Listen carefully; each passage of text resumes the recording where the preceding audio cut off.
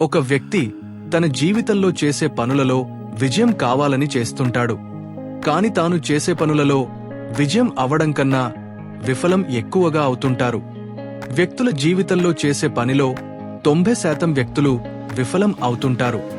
ఎందుకంటే వ్యక్తి చేసే పనులలో విజయం కన్నా విఫలం అనే పదం తొందరగా వినపడుతుంది.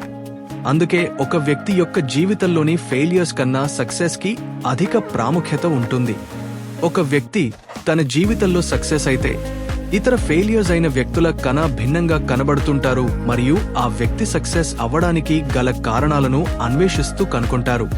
కానీ ఫెయిలియర్ అయిన వ్యక్తి యొక్క జీవితంలో తాను ఫెయిలియర్ అవటానికి గల కారణాల గురించి ఎవరు అడగరు, అసలు పట్టించుకోరు. ఎందుకంటే అందరి దృష్టి సక్సెస్ అయిన వ్యక్తిపైనే ఉంటుంది. కాబట్టి సక్సెస్ అయిన వ్యక్తులు ఫెయిలియర్ అయిన వ్యక్తుల కన్నా చాలా తక్కువగా ఉంటారు. అందుకే సక్సెస్ అనేది వ్యక్తి జీవితంలో అత్యంత ముఖ్యమైనది. సక్సెస్ లేని వ్యక్తి జీవితంను అసలు ఊహించుకోవడం కూడా చాలా కష్టం. అందుకోసమే వ్యక్తులు వారి జీవితంలో సక్సెస్ వైపు పరుగులు తీస్తుంటారు. ప్రతి వ్యక్తి తన జీవితంలో సక్సెస్ అవ్వాలి అని పనిచేస్తుంటారు. కానీ సక్సెస్ కన్నా ఫెయిలియర్ని అధికంగా కలిగి ఉంటారు. అందుకే మనం ఈ పుస్తకంలో ఒక వ్యక్తి సక్సెస్ అవ్వడానికి గల కారణాలు కన్నా ఫెయిలియర్ అవ్వడానికి గల కారణాలను ముందుగా తెలుసుకుందాం. వ్యక్తి ఉదయం నిద్రలేచినప్పటి నుంచి తిరిగి రాత్రి నిద్రపోయే వరకు తాను చేసే పనులలో సక్సెస్ అవ్వాలని మరియు తాను అనుకున్న విధంగా తన పనులను పూర్తి చేసుకోవాలనుకుంటారు. మీ జీవితంలో ఫెయిల్ అయినప్పుడు మాట్లాడేవారి కన్నా మీరు జీవితంలో సక్సెస్ అయినప్పుడు మాట్లాడేవారు అధికంగా ఉంటారు.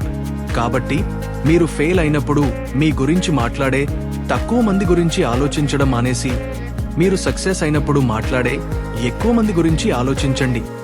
మీరు ఫెయిలియర్ అయినప్పుడు మాట్లాడేవారి సంఖ్య కన్నా మీరు సక్సెస్ అయినప్పుడు మాట్లాడేవారి సంఖ్య చాలా అధికంగా ఉంటుంది. మీరు ఫెయిలియర్ అయినప్పుడు మీ గురించి మాట్లాడుతూ మీ గురించి ఆలోచిస్తూ ఎవరు కూర్చోరు. కానీ మీరు సక్సెస్ అయితే మీ గురించి ఆలోచిస్తూ మీలాగే వారు కూడా సక్సెస్ అవ్వడం కోసం ప్రయత్నిస్తుంటారు. ఒక వ్యక్తి సక్సెస్ వెనుక ఎన్నో త్యాగాలు ఉంటాయి. ఒక వ్యక్తి జీవితంలో తనకు ఉపయోగపడిన వారి గురించి మరియు తన జీవితంలో అడ్డుపడిన వారి గురించి ఉంటుంది తప్ప తన జీవితంలో ఉపయోగపడని వారి గురించి ఉండదు.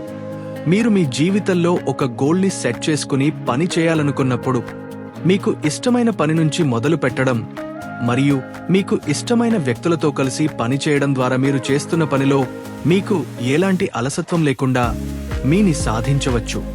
మీకు ఇష్టమైన పనితో లేదా తెలిసిన పనితో మీ గోల్ని ప్రారంభించడం ద్వారా మీరు చేయాలనుకున్న పనిని తొందరగా చేయవచ్చు.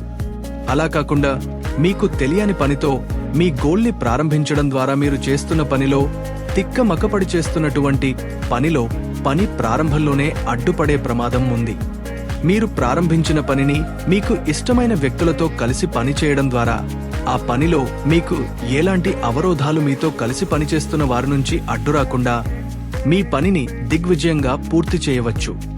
ఇలా కాకుండా తెలియని పరిచయం లేని వ్యక్తులతో కలిసి మీ పనిని ప్రారంభిస్తే ప్రారంభించినటువంటి పనిలో వ్యక్తుల మధ్య భిన్నాభిప్రాయాలు రావడము లేక ఒక్కరి మీద మరొక్కరికి సరైన అవగాహన లేకపోవడం లాంటి కారణాల వల్ల మీరు చేస్తున్న పనిలో అవరోధాలు రావచ్చు.